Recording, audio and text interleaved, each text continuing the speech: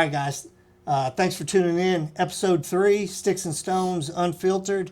Today's guest is going to be Brady Bailey. And he's got 4 years in law enforcement. Super passionate about interdiction. Looking forward to learning today. He has his own company, Beginner Basic Interdiction. Kudos to him. 4 years in, and he's already got a company going. That says a whole lot about the man. And he also started working for Dynamic Police Training, correct? Yes. Well, that's awesome, man. I'm looking forward to the episode. I'm excited myself. Right. You want me to give you all your gifts I brought you here? I always want gifts, brother. So you got your hat, shirt. We got a beer opener and a sticker here. A beer opener. We know I'll use that for sure, right? Yeah. Man, that's cool stuff. So this is all your products? Where can they get it? Yeah, you can go to 12canineapparel.com and they have all that stuff. It's on my Facebook page or anything like that if you want to grab some gear. And it's a good fabric for the shirt, so It is. appreciate it, man. Yeah, absolutely. Well, so 4 years in law enforcement. Uh-huh. How old are you now? I am about to turn 28. About to turn, you're getting old. Yeah, I feel it. Yeah, right. Well, tell us a little about your upbringing. Like, where'd you come from? So I grew up in Hartshorn. For those that don't know, it's a pretty small little town, kind of rough little town. I didn't realize that growing up. Pretty bad drug problem. I grew up primarily with just my dad. He was in law enforcement, and I think up until I was probably 15, I say this story a lot, but it cracks me up. He come to me one day and said, "What are you going to do for school or job-wise? What are you thinking?" And I remember thinking, any 15-year-old, I'm like, "Dad, what a stupid question. I'm going to the NFL." Obviously. I'm going to the NFL. I start for the high school team. Jeez. But anyways, no, he didn't jack with me too much about it. He just laughed. He said, "Okay, well, what's the backup option in case that one doesn't play out?" And I remember thinking, and I said, I guess I do the law enforcement stuff. And it was kind of from that time period on, law enforcement stuff started kind of taking over and just becoming more of a passion of mine of wanting to get into it, and started doing ride-alongs, trying to learn and gain experience. I think by 18 or so, I'd already kind of figured it out. That's the route I was going to go. Right. So what did he say when you said law enforcement? What was his reaction?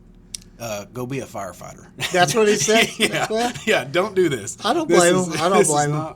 Well, my uncle as well. He's a trooper, and they said the same thing to me and my cousin. We both wanted to do it, and they tried to talk us out of it, and they were like, "Hey, this is not what it used to be. Yeah. Go do the firefighter stuff. They've got a better gig than us." And he said, "You ever heard a song called F the Firefighters?" No, Yeah, So, right. Well, yeah, that's true. I haven't heard that rap song yet. Right. So that's where they were trying to tell us to go. Well, so you had two uncles in law enforcement. Your dad, is that who you were riding along with, or? Man, just everybody.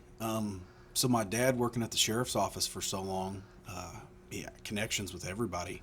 I rode out with multiple troopers in this area, multiple deputies, Cody Vaughn, good people to look up to. My dad, luckily, was very picky on who he let me ride with. People that he knew would try Understandable. to be safe. Yeah. Put me with some really good people, and I think that helped kind of excel me from other people in a sense. Right. Well, you definitely had good role models. I know your two uncles, both great troopers. Right. Your dad knew him too. Still know him. I mean, good guy still. Cody, of course. Yeah. What's funny is I can remember all of them except your oldest uncle when they were first getting into it. Yeah. But yeah, that's pretty cool. You got some good role models to take after for sure. Definitely do. Well, so that's what got you into law enforcement then. Mm-hmm. So take us through your career up to now. Like, where did you start? So I actually went to Eastern Oklahoma State College. I got my associates knocked out, and one of the sheriffs at that time called my dad and said, "Hey, let's get your boy over here put in the jail." And so my dad said, "Hey, you got a job waiting on you." So I went and started working in corrections, and I would highly recommend that. Anyone wanting to get in, if you want to get into law enforcement, go work in the jail for a little bit. It's going to be your first exposure to law enforcement and seeing kind of behind the scenes of what goes on. It gives you an appreciation for what they do. So I've seen some cops that have never worked in the jail, and they're rude and disrespectful when they go in there to the jail. They don't know how to talk to people. They don't know how to treat the jailers.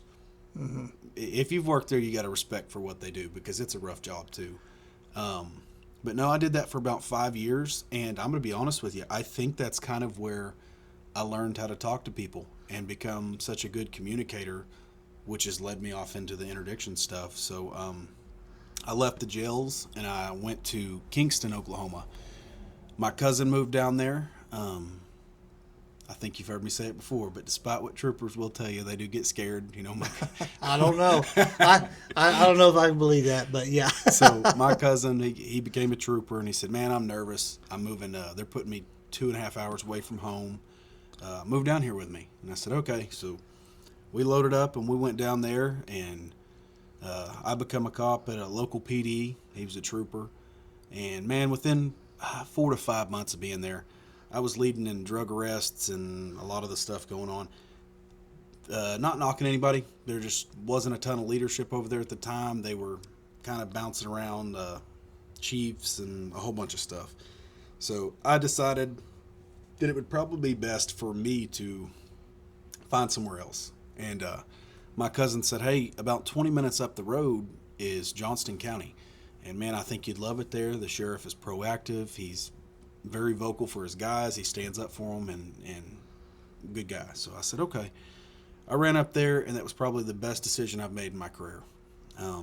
It definitely means a lot when you can get a boss that is for the guys, for sure. Right. And I always say there's a difference between a boss and a leader. Yeah, you're 100%. Right. Yeah. So, we all know the difference between getting told to do something and then being led to go do something, or, there's just a big difference. But this guy was an absolute leader, and I hear all kinds of opinions about him, but I worked for the guy, and I truly know that he cared. I saw some of the stuff that he would do. We would be getting hammered one night, just calls all over the county, and it might be after midnight, and you hear him go over the radio, 3501 county, I'll take that.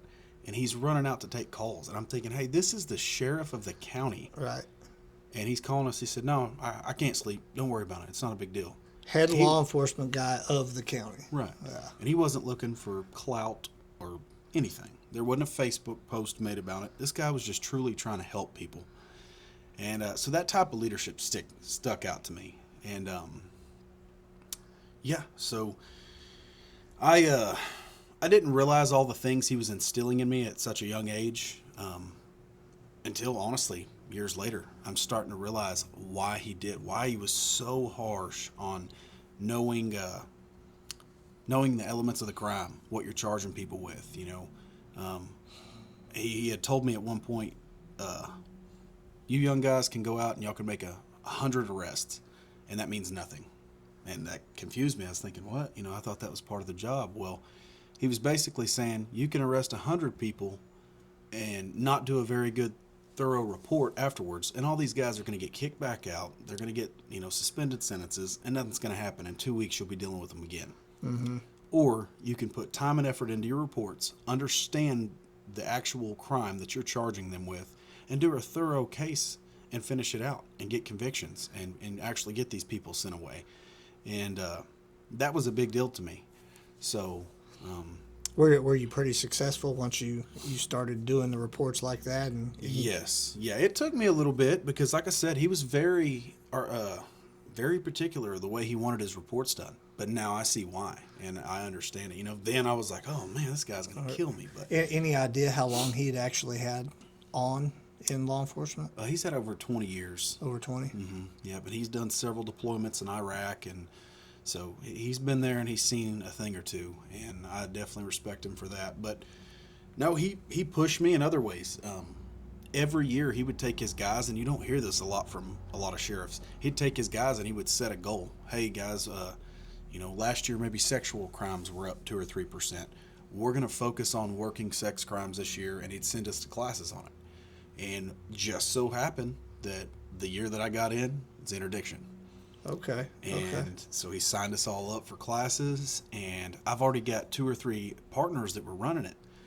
And man, it just made me feel like I was having to sprint to try to catch up to where these guys were at and do the cool stuff that they were doing. And I think that's what kind of got me on the ball and tried to make me, I guess, push so hard to get up where they were at. But So prior to the class, you were attempting interdiction, but not very successful, or yes, yeah. So I would definitely say that interdiction is one of those things you're going to have to be taught some of the tricks of the trade. It's not something that you're just going to be able to jump out and do, or that you're going to have success with the first day you go start it. It's one of those things that you have to get an act for it. You have to kind of balance it out. So for the listeners out there that not law enforcement savvy, what is interdiction? So interdiction is basically criminal activity in a whole. And you can say this to a bunch of older cops, and they're going to say, "Oh, that's chasing dope. You're a dope cop. That's what they think I am." But in the truth of it all is, I'm looking for criminal activity in a whole. So when I explain it to someone on the side of the road, I'll tell them, "Hey, I'm not a normal cop. What I specialize in is called interdiction. I look for human trafficking, sex trafficking, large amounts of U.S. currency, illegal weapons trades." XYZ. I'll tell them what I do, and I'll give them the general sum of what I am, and your normal innocent motoring public is just going to be like, "Oh, okay, that's cool." Your criminals that are up to no good are going to start showing me deceptive behavior. They're going to get extremely nervous to what I just told them. So that's what it is, and that's what we kind of specialize in on our traffic stops. Okay. So when you see the signs, that kind of piques your interest. I need to look into this one 100%. a little bit more. Okay. Well, so you're down there. How long do you spend there? I was there for about 2 years, and me and my fiance, we had a pretty nasty little breakup, little split. We got into a custody fight, and you know how those things go, man. It was just easier to come back home. I had more family support, help with my daughter. Actually, it was to the current agency that I'm at. My dad worked here, and I just thought, man, that would be awesome. They make pretty good money. They've got really nice equipment up there. And I could work with my dad for a couple years towards the end of his career. That'd be awesome. Yeah. So that's kind of what brought me up. And that is pretty cool that you guys have got to work at the same agency, and because a lot of times that doesn't happen. They won't bring somebody on until dad's retiring. So right. You guys did get lucky like that. We did. They had to, of course, work the schedule to where don't right. ever, work the same days or anything like that. But it's still cool that you guys are on the same place. Oh, yeah. And even if it's not the same shift, like you know the exact same politics that are going on, and the exact who are your targets in town, stuff like that. That is really cool. But so now you're municipal. Yes. Yes, I'm at a local agency, small municipality here in Oklahoma, but they do have a major highway running through. So that is a big time asset to what I do. Look for any type of smuggling activities or criminal activity running up and down the highways. And then, of course, you got 270 and 31 also running through that town. Pretty decent sized little highways, and you can still get pretty good amounts off of that. Yeah, so I guess a lot of people they don't realize the highways. You're not getting to Kansas from Texas without going through us. I think they underestimate the amount of stuff that's coming up and down the highway. Absolutely, for sure. What how much highway frontage do y'all have since you're small? Not much. So if you're talking about Highway 69, it's about 1/10 of a mile. 1/10 of a mile? So I have to be on my A game from A to B. I mean, I have to be looking at that car coming down the highway and trying to figure out if I need to stop that car or not immediately. Yeah. So it's pretty much split-second decision. Okay, that's my indicator. I'm going to go ahead and at least visit with this person. Right. Well, what was the first interdiction school that sheriff had sent you to? It was an ACIT training down in Durant. And so I went down there and learned a lot from those guys. I really did. And then after that, it just snowballed. anywhere that I could get the education, whether it be podcasts, whether it be Facebook pages, whether it be Instagram, whatever. I didn't care. If someone knowledgeable was talking, I was willing to listen. So I was turning those on while I was at work, and I just felt like it helped me lock in. It better explained things. It kind of expanded my mind on certain topics. It was just an awesome deal. So That's cool. Yeah, I was lucky enough to work for one chief while I was in the fire service before I retired, and he was all about training. Like if you found the training and you could just justify, and it didn't take much justification, he would send you. He'd pay for that hotel room, and you didn't burn any leave while you were gone. You actually went, and hey, probably the best fire chief I'd ever worked for. I mean, I can't express how grateful I am to that guy. Same guy that hired me. Yeah. But completely different when you have someone that doesn't want you to go to training, which is where I ended my career in the fire service. Yeah. But so what's the biggest payoff for your interdiction training that you've had? I can't talk about the biggest yet. It's still in the works with the feds. I cannot wait to tell that story. Right. Because that's a big one, and that one hit deeper than just surface level stuff. It was deeper. There was a lot to it. I cannot wait to tell that story. But yeah, supposedly we're supposed to be getting that all wrapped up pretty soon, from what I'm hearing. But I can talk about my first one. Let's hear it. Okay. So, my first stop was kind of cool, man. I don't know. I was new into the interdiction world. I'd been doing it for a few months, and I would say I was really struggling. I was finding a lot of user amounts. And of course, we know in this area of Oklahoma, it's not hard to find that. Right. But, I was thinking, I know it's here. I don't know what I'm doing wrong. I don't know if maybe I'm just not meant for this type of work, what it is. And I want to say I was driving around praying that night. And I was like, God, just use me, just show me what I'm supposed to be doing out here. Right. And I actually came off Main Street there in our town and hit 270. And coming past me was a white Range Rover with a cracked taillight. So it's protruding white light. And I said, okay, well, look at that car.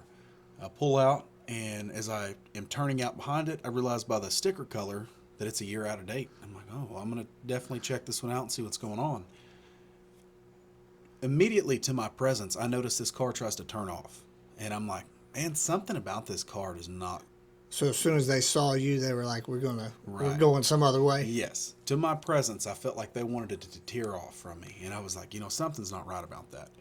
Well, we pull into a local Sonic, and we get up there. I get up there to make this stop, and immediately to my presence, the driver's voice is very shaky. He's trembling. He's sweating profusely, and I call it all out. I'm trying to narrate this to my body camera because I'm thinking, I know what I see.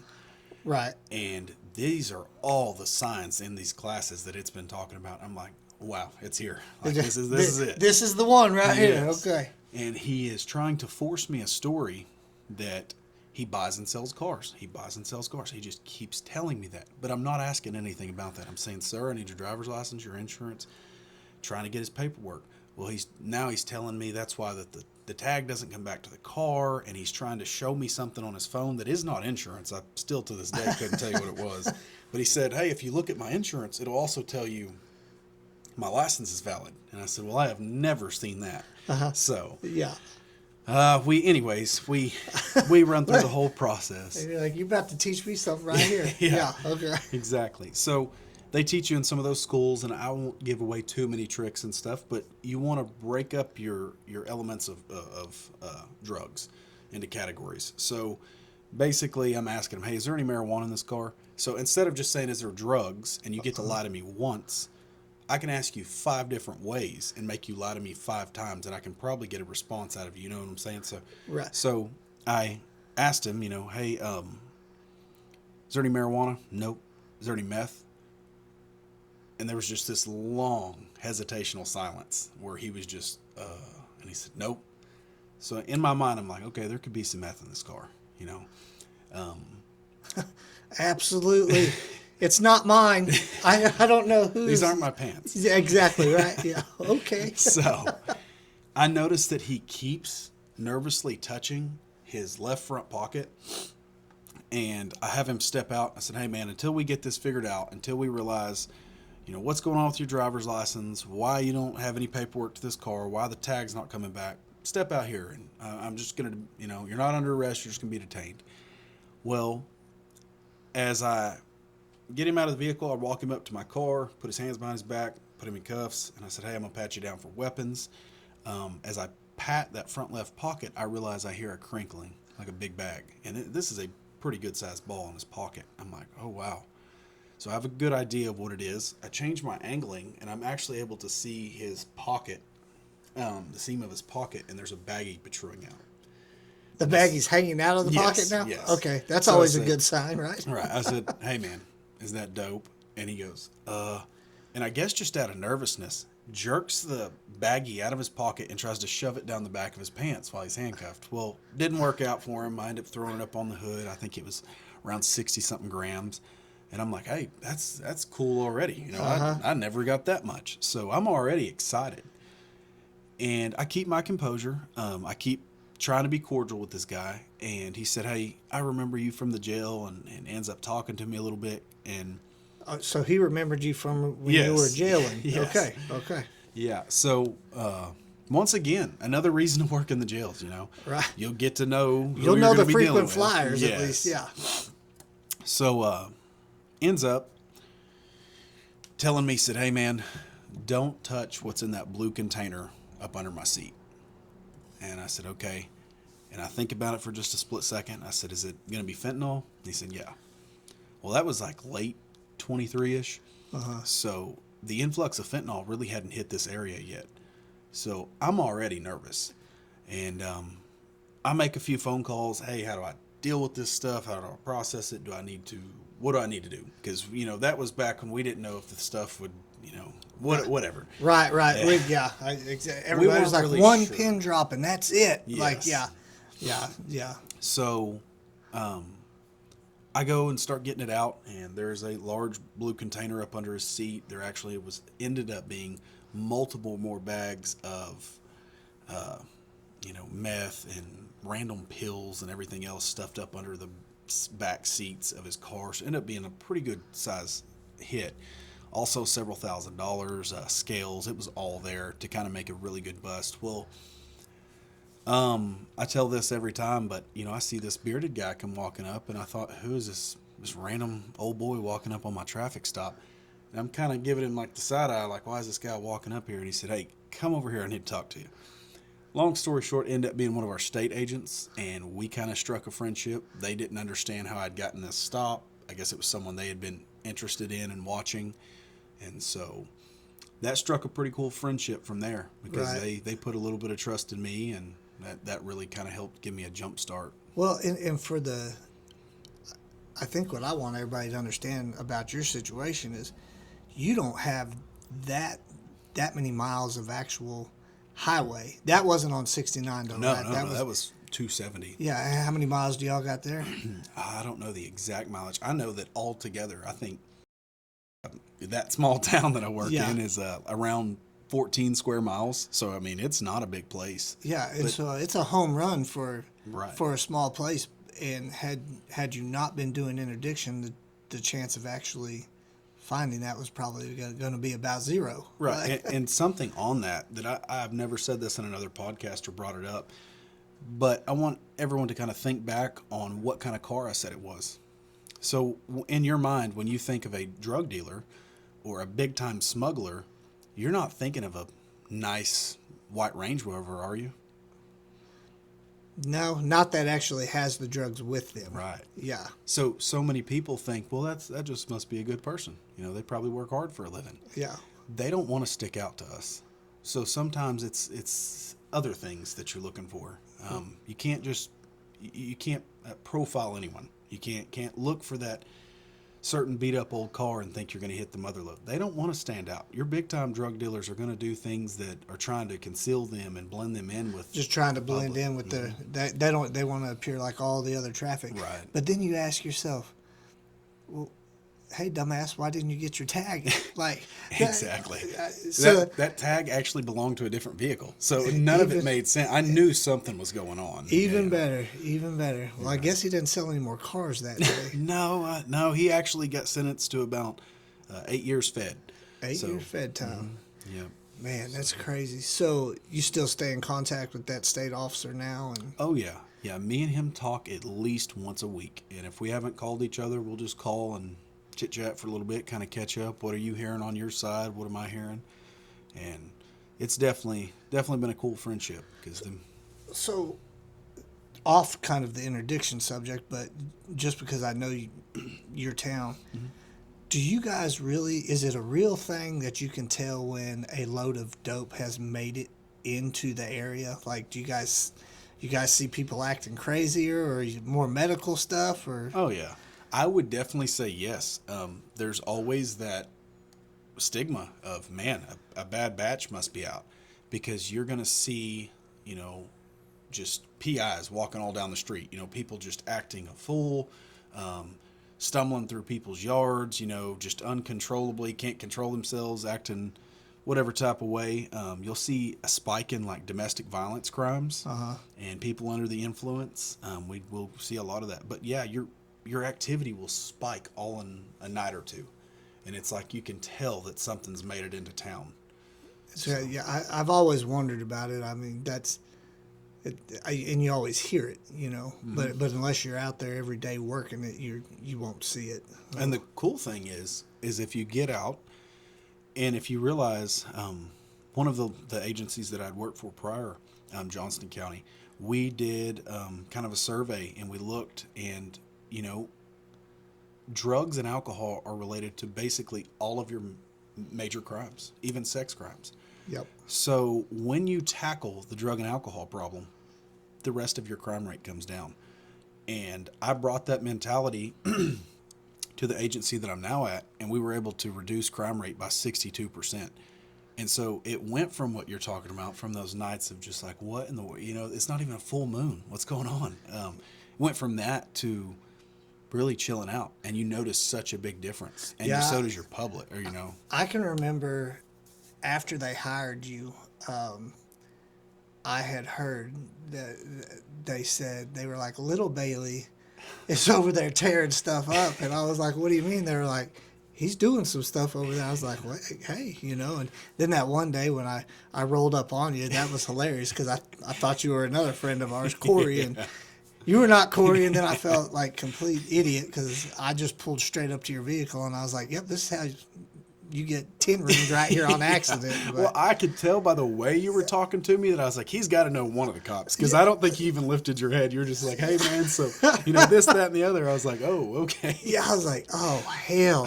Wrong person, man. Yeah. But, no, I did hear when you got over there, like, guys, they were like, he's over there tearing house up over there. So, and I had heard the crime rate had went down. I mean, I don't live far from City Hall over there, so I lived there when it was a little crazier, actually in the city, racing. But well, so interdiction, you've basically fallen in love with it quickly too. I mean, 4 years, that's like hyper fast to be able to go from really just getting into the game after your jailing to now that you're proficient enough in it that you've started your own business, trying to help other officers. Like, go into that, like, what was the reasoning for starting the business, and how successful are you doing right now with it? So I get that a lot. And, I think a lot of the way people view me is like, well, he's had some success and this and that, but he can't know that much at 4 years. And I'll tell you this up front, and I'd tell anybody listening, I don't scream to sit here and tell you I'm the best interdiction guy in the world. I work for one of them, and I would in no way, shape, or form ever challenge that guy. But, man, I don't think you can put a time frame on something that somebody's passionate about. You know, sometimes when people are passionate about something, it just comes a little more fluent. And, you know, we all kind of become nerds in our own way when we really enjoy something. And I just took it in like a bookworm. And if, like we were talking about earlier, if it was podcast, if it was shows, whatever, I was trying to take it all in. And so I was just focused on running it. And, you know, our friend Corey, big into teaching and stuff, he just kept talking about teaching these classes and how much fun it was. And when you're teaching something that you love, you know, it kind of planting that seed in my mind. Uh-huh. Well, then... He'll do that, too. Yeah. He's a damn good farmer Yes. of trainers. Yes. You know. So he said, hey, man, why don't you go get your BID? He said, it's an incentive pay anyways. You know, you're going to get a bump in your pay. I said, yeah, you're right. I'll go get it and just see. Well, it only made sense that when you have to get up there, you have to talk in front of everybody and break that awkwardness. I said, well, I'll talk about interdiction. I'm really comfortable about that. It would only make sense. Well, it was really cool because there was a lot of local guys in my class, and a lot of them basically said, hey, he's talking from his heart. We had to give each other pros and cons, and all of their pros were basically, this guy is doing exactly what he's saying. He's practicing what he preaches. Every night he's searching cars. He's stopping, looking for illegal activity, something going on, whether it be stolen guns, money, you know, drugs, human smuggling, whatever. And so that was cool to hear that type of feedback from everybody. And I kind of got with Corey, and I said, man, maybe I do maybe I want to try one of those classes. You know, where would I do this? And we got us a little plan set up, and I just threw it out to a bunch of buddies and said, hey, if y'all want to come, I can get you some cleat hours. Just come listen to me talk about interdiction. We'll put on a little class. Well, I had about 17 people show up.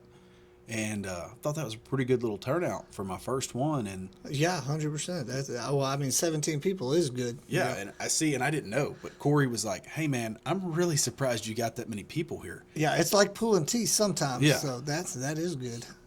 So after that, I didn't really know what I was going to do. You know, I was an instructor now, and I had the certification, and I'd put on a class, but I didn't really have any plans. Well, then I started getting phone calls and texts. Hey, man, would you be interested in coming to my department and teaching that class? Hey, man, when's your next class? I've got a couple buddies that want to go to it. I told them about it. And I'm like, man, I hate to tell anybody no. I mean, if people really think that what I've got to say is that interesting, then that's awesome. How you know you're giving the good information that people appreciate is you get those phone calls, those text messages. They want more. I mean, they're ready to eat it up. It felt good. So, I kind of sharpened my course up a little bit, and I buckled down and just put a little more into it. Of course, got me some hats and some shirts and just to advertise. And I just started cold calling everybody. Hey, this is what I do. This is who I am. If you want to see some of my cases, I could show you those. And to my surprise, I had a pretty good little turnout. There was a good little period there where I was bouncing around weekend to weekend to different departments all over Oklahoma, and putting on some trainings and having a good time. And it just so happened, kind of like me and you, I saw there was a podcast out with Jeremy Ellison. If you don't know Jeremy, he's the owner of Dynamic, and Jeremy's big time in the interdiction world. And I just look like a fangirl reaching out to him. Hey, it never hurts to reach out. You never know. So I look like a fangirl probably reaching out to him, but he was like, hey, man, I want to get some interdiction guys on here, and you don't have to have a big name, but I just kind of want to interview you. Where are you from? What do you do? What's some stuff you've seen? So I was like, hey, I'll throw my name in.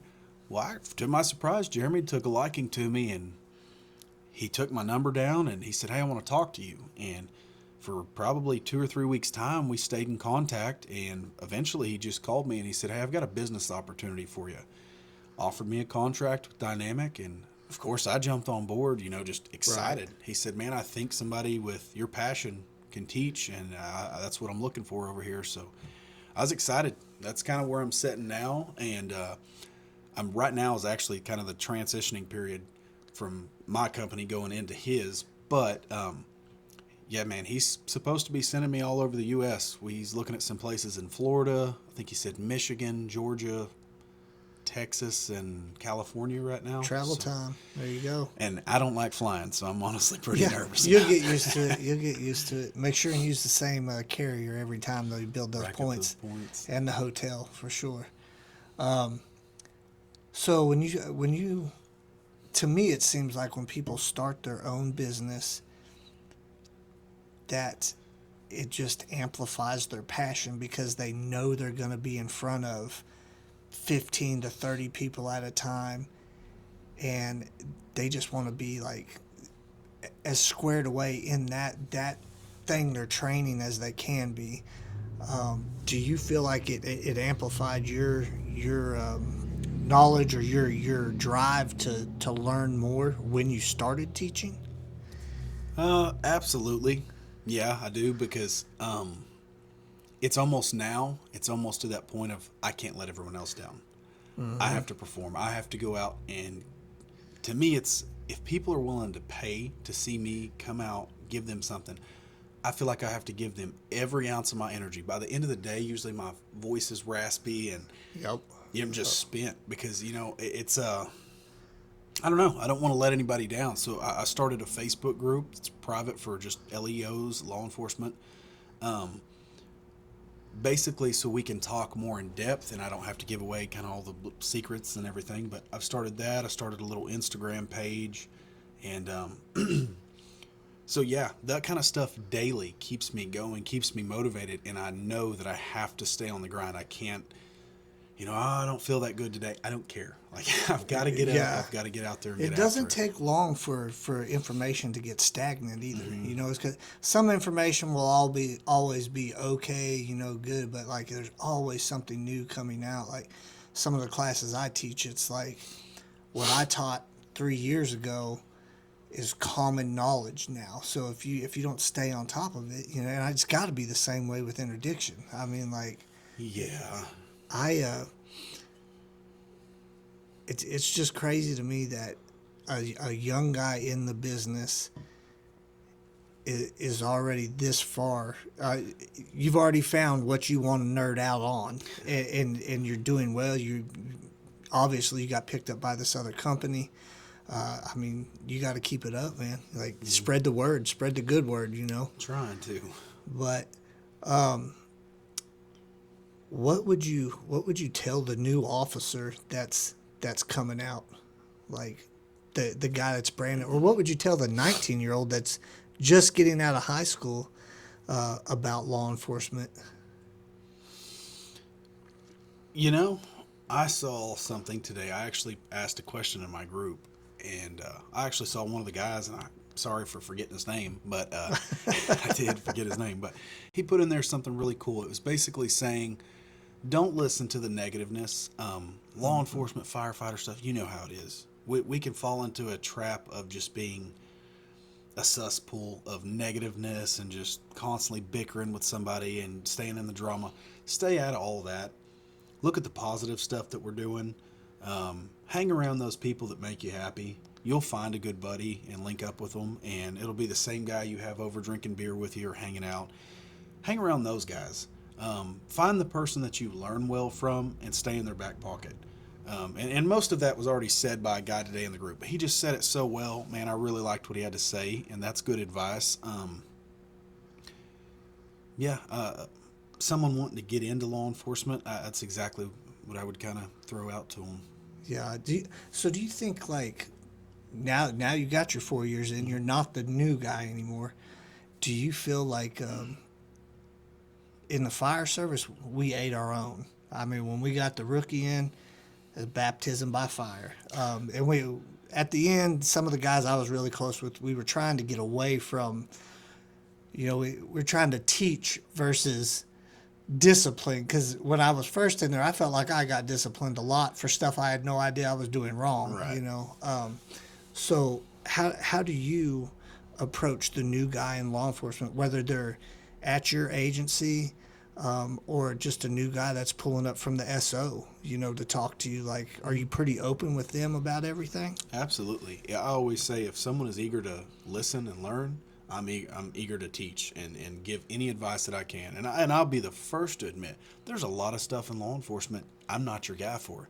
You want to talk about defensive tactics or something? Hey, you better go find one of the Hackler brothers, because I'm not that guy. Yeah. But, if you want to talk about drugs, they would tell you the same thing. Hey, go talk to Brady. You got to find that person with their strength. And so if they want to talk about something like that, I'd help them all day. And we have a young guy over at that agency that's just like that.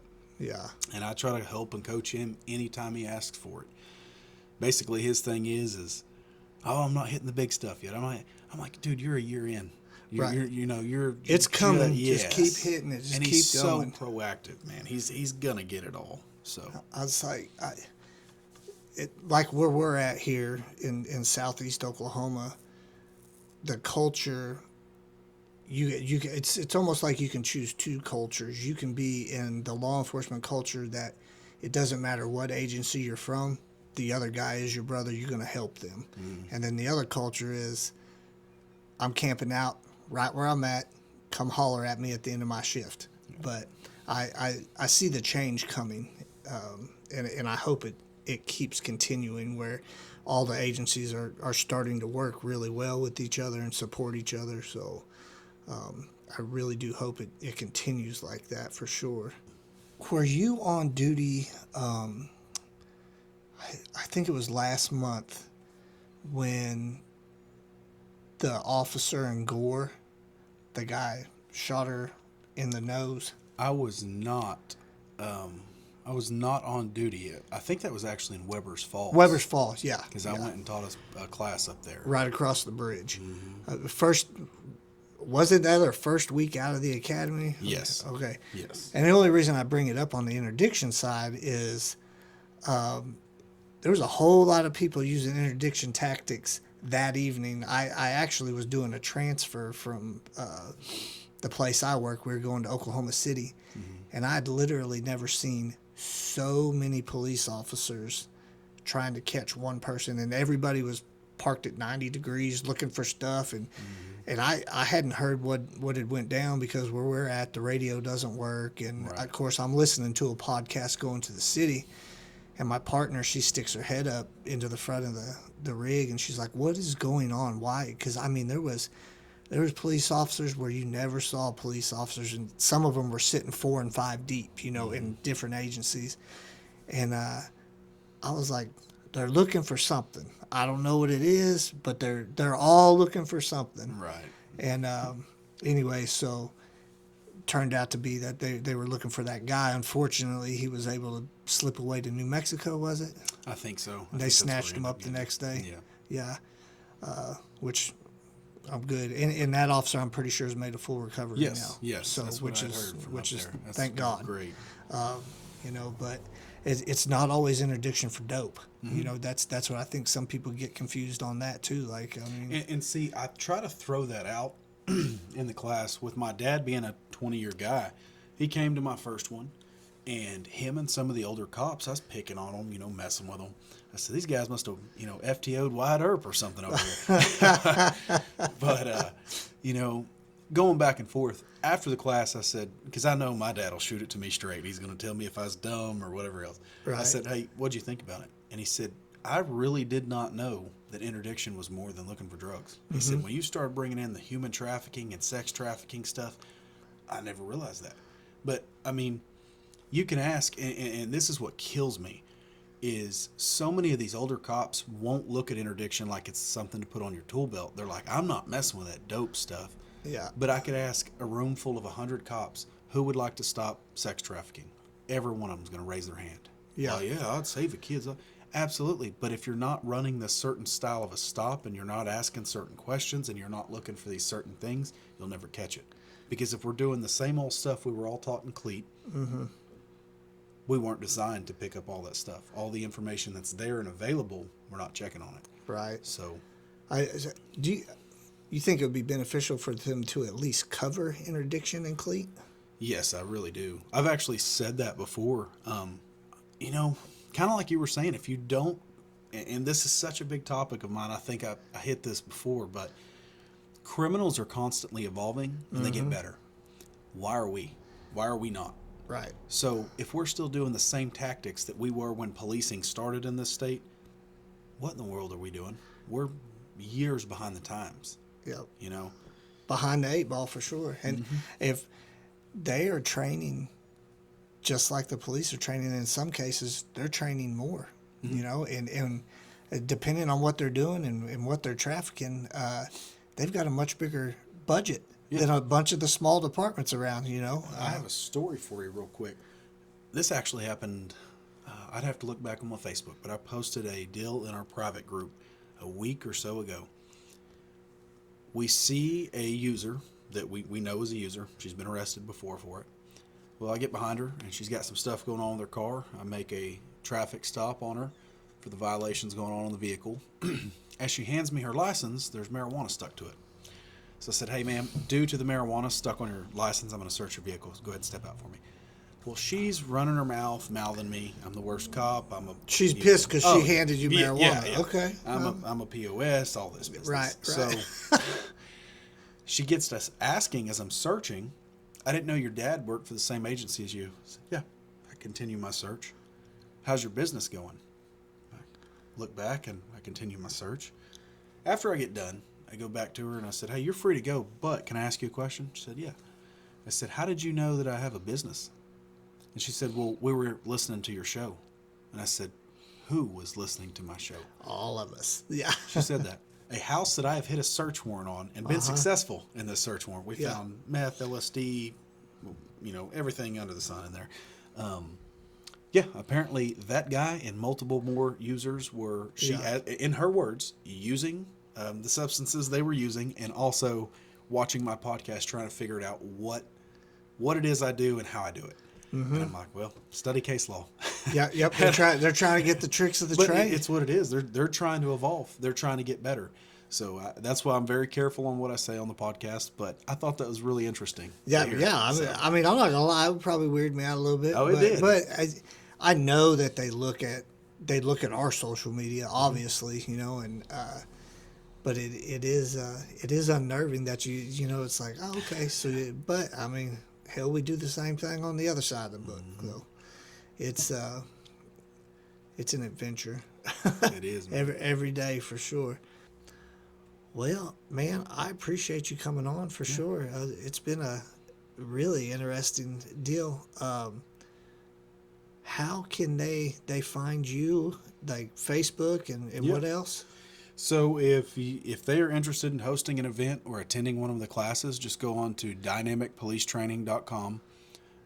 You'll be able to go on there and find me on the instructor list, and you can look through the classes, get a hold of Paris. She can get you hooked up with whatever you're wanting to do. If you want to join the Facebook group, I believe it's under Beginner and Basic Interdiction Tactics, LLC. So join the private group. If you're law enforcement, you can get in there and kind of see the tricks of everything going on.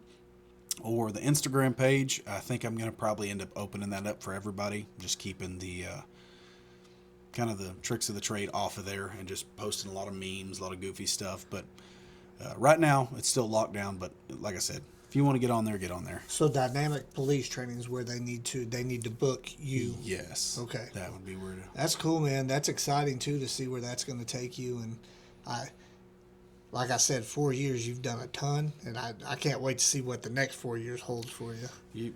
Man, and see, I'm not even looking at what I've done. I've just shooting for what's next. I can't wait to start hitting some more, accomplishments and getting some things achieved that I personally have set for myself. So that'll be cool, man.